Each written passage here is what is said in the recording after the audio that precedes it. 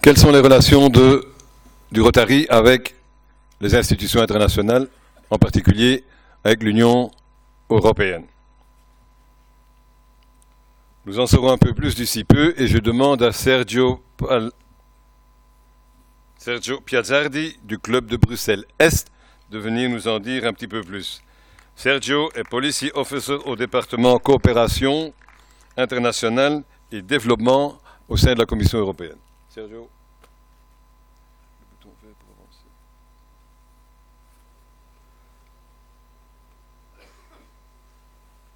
Merci. Je suis très honoré, très heureux de pouvoir présenter l'état d'avancement de les relations qui aujourd'hui sont en train de développer entre le Rotary Club et Rotary International et l'Union européenne. La première chose que je voudrais dire, c'est que pourquoi ces relations et pourquoi ces relations sont importantes. La première chose, justement, est dire que Bruxelles et la Belgique sont et restent au cœur du projet européen.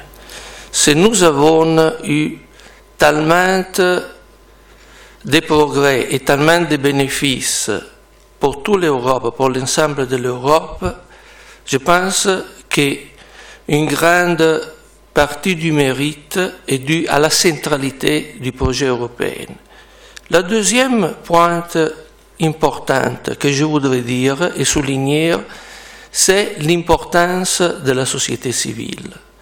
Sans un soutien de la société civile, pas seulement les projets européens, mais l'ensemble des projets de ces millénaires risquent d'avoir des difficultés, des grandes difficultés. Et je ne veux pas trop me lancer sur ces points. Le Rotary en lui-même a amené toujours des solutions constructives. Et aujourd'hui, je voudrais clairement souligner que les 6 priorités du Rotary sont beaucoup en ligne avec les priorités que nous, comme Européens, tous les Européens compris, inclus, récentes, et qui sont aussi, même avec toutes les nuisances et les légères différences sémantiques qu'on peut avoir, qu'on a à niveau de l'Union européenne.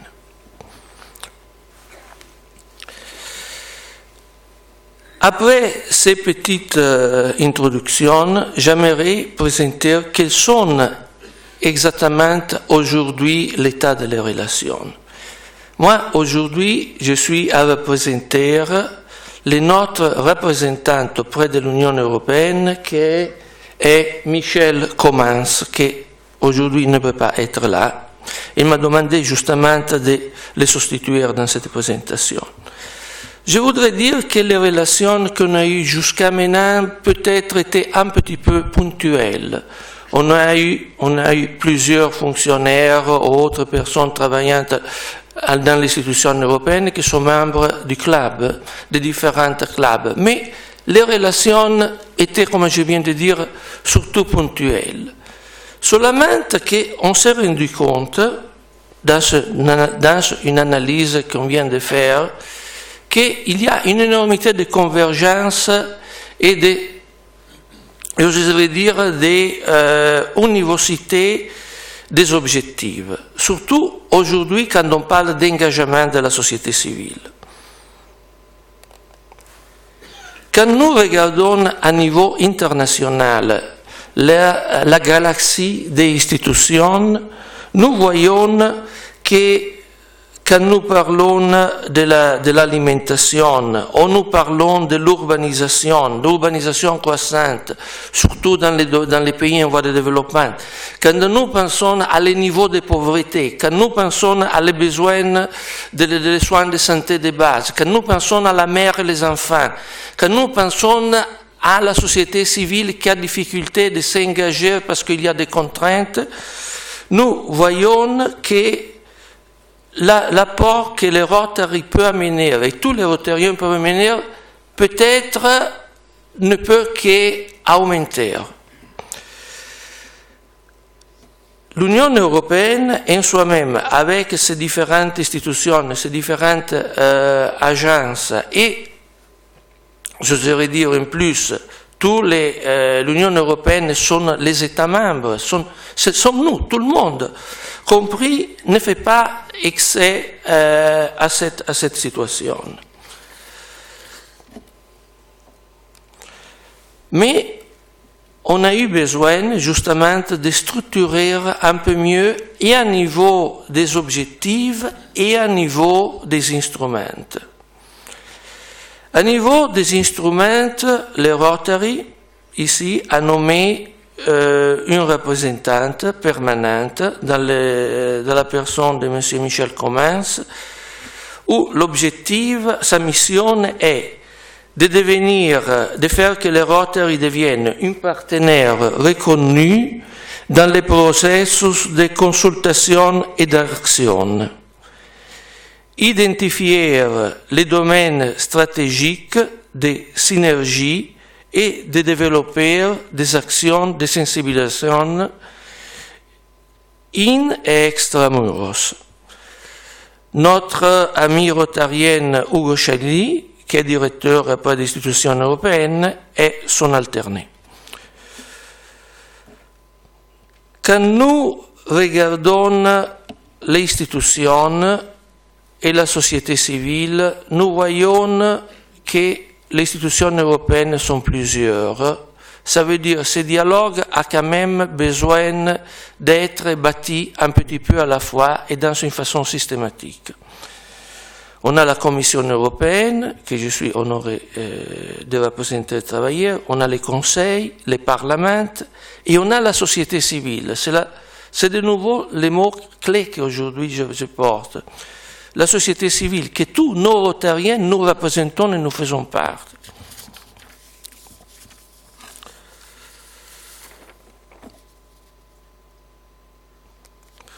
On pense que dans un dialogue entre la société civile et l'institution nationale et européenne, on ne peut qu'avoir des résultats gagnantes. Par contre, une séparation, un dialogue entre sourds ne peut qu'amener, dans la société complexe comme nous avons aujourd'hui, ne peut qu'amener que des problèmes pour tout le monde. On ne peut pas, bien sûr, dans des périodes complexes, avoir des résultats dans l'immédiat. On peut bâtir, mais il faut bâtir dans une façon structurée. Alors, les représentantes permanentes et toute notre équipe s'est engagée sur certaines priorités, des actions prioritaires dans l'immédiat. La première action, c'est une sensibilisation sur la Global Polio Eradicate Initiative, que quand nous voyons, et malheureusement pour moi que j'ai passé pas mal de mon expérience professionnelle dans les pays en développement, quand on voit qu'est-ce que sont les problèmes que la polio a et donne aux jeunes qui n'ont pas pu être soignés, on se rend compte et on peut que dire Dieu merci qu'il y a les Rotary, franchement. Je me souviens encore des situations que j'ai vues quand j'étais au Pakistan, que c'est véritablement triste de voir un pauvre jeune garçon qui ne peut pas se promener. C'est d'une tristesse fou voir ces choses. Et je pense que le Rotary a quand même réussi à réduire. Aujourd'hui, on parle de très peu de pays qui sont sous la polio, mais quand même il faut toujours faire attention. Et alors, en occasion des European Development Days, il y aura un atelier et un laboratoire, une présentation de tout le travail que le Rotary a fait. Parce que je pense que ça, c'est un acquis et que sur lequel il faut continuer. Mais on pense pas seulement sur le passé, il faut se projeter sur le futur. Et pour ces raisons, on a dans la pipeline, et on est en train justement de voir la façon et de comment mieux les préparer, une grande conférence, un grand événement qui sera l'année prochaine, Rotary Miss You dans le 2017, dans le premier semestre. Maintenant, les lieux où, etc., est tout en discussion, parce que on doit bien voir quels sont dans quelle institution, avec quel partenaire, les messages, etc. Ça, c'est, dans 6 mois, on va voir beaucoup plus clair. Mais c'est clair que l'année prochaine, c'est dans notre agenda.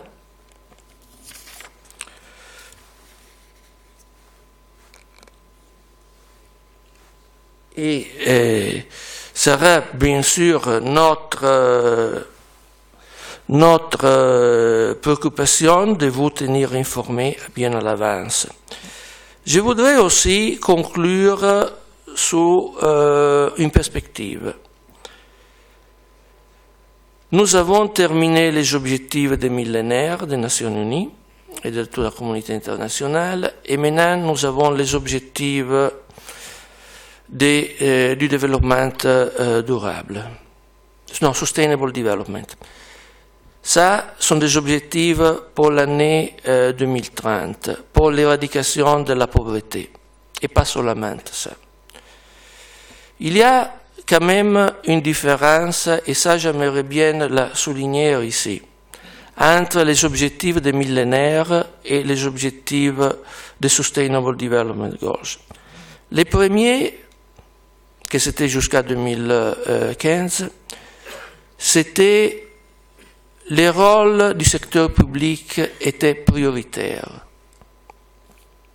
Ça veut dire c'était les administrations, les gouvernements, les institutions internationales, l'organisation internationale. On a fait énormément de progrès, mais la pauvreté malheureusement est toujours là. La vie dans les villes devient de plus en plus compliquée. On a parfois dans les pays en voie de développement des urbanisations croissantes complètement inconsidérées. On a dans ces pays parfois une espérance de vie.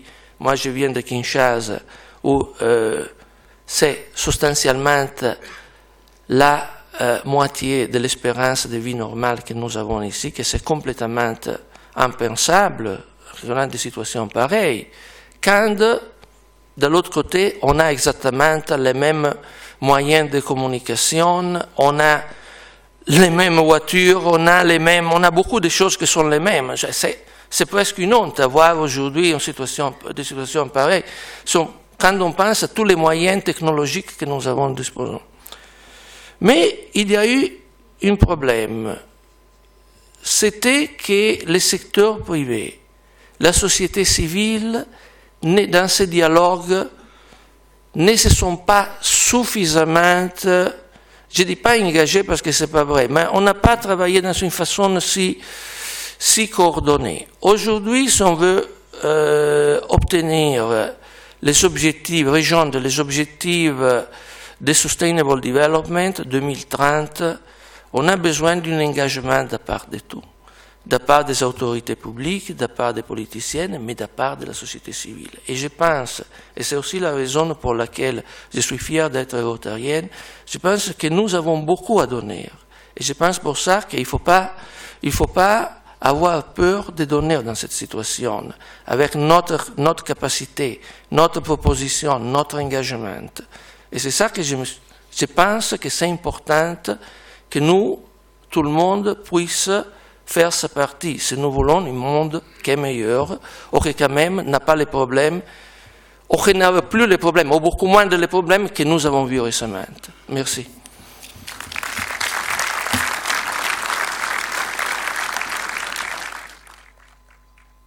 Merci. Grazie mille, Sergio.